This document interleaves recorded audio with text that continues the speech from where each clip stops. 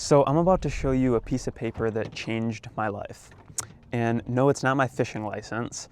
It's that one underneath of it, the things that require zero talent checklist.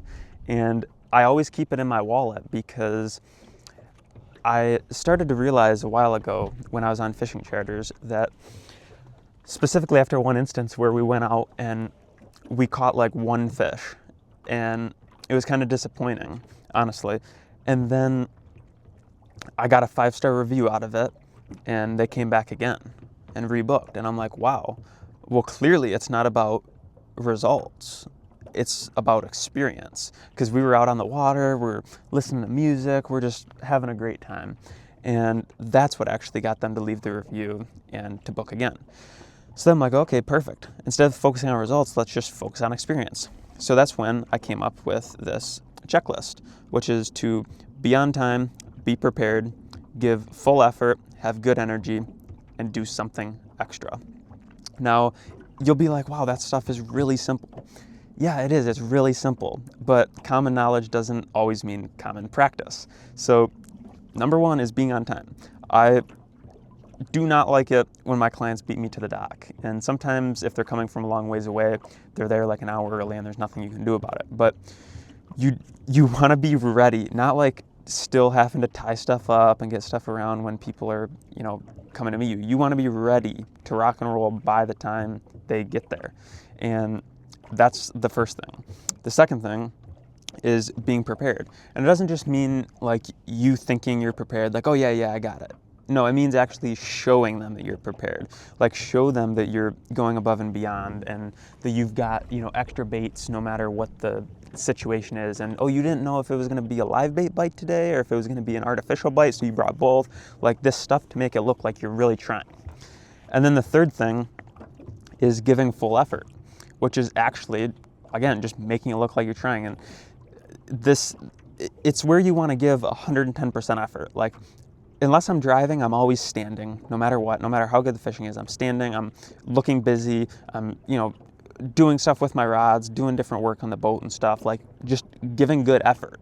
The opposite of that would just be like sit there and play on your phone and like don't pay your clients any attention. That would be the opposite of that.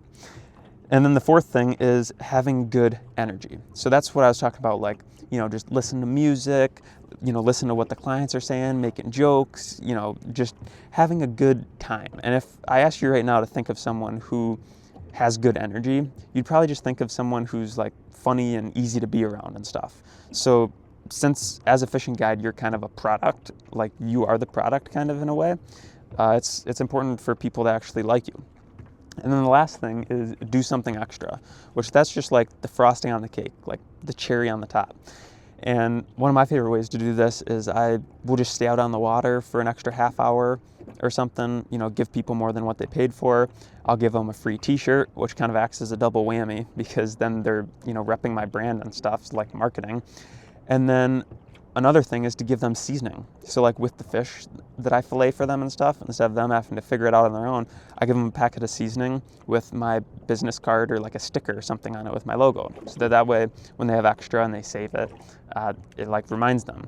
And if you do all of these things, if you do all of those things, it sets you up for a really, really, really good trip. And at the end of the day, I never judge myself it doesn't even matter what the customer thinks of me. If the customer is, thinks I'm amazing, or if the customer, hates me, basically. I always just judge myself based on how well I did those things. So we can catch a bunch of fish and I can be like, man, like I wasn't as prepared as I could have been. I was kind of low on energy. Like I didn't do as best I could. And I'll still knock myself for that, even though the fishing was great and the client thought it was great. And on the other hand, we could have just an absolutely horrible day of fishing, and the client could, stiff me and not leave me a tip, and, I could tell they're aggravated or something, and I could still be like, man, I'm proud of myself. Like I did everything. Like I did all 5 of those things. Because that's truly like the only stuff that we actually have control over. We don't have control over the fishing. We don't have control over the weather. And yeah, so just might as well focus on the things that you can actually control. And I literally just carried this around in my wallet, like I was saying, because there's been so many times that I've actually like been sitting in the truck like before or after the trip and like actually pulled it out and looked at that exact piece of paper in there right next to my fishing license and just been like, okay, like these are the only 5 things. Like it's just 5 things that you have to do for a successful trip.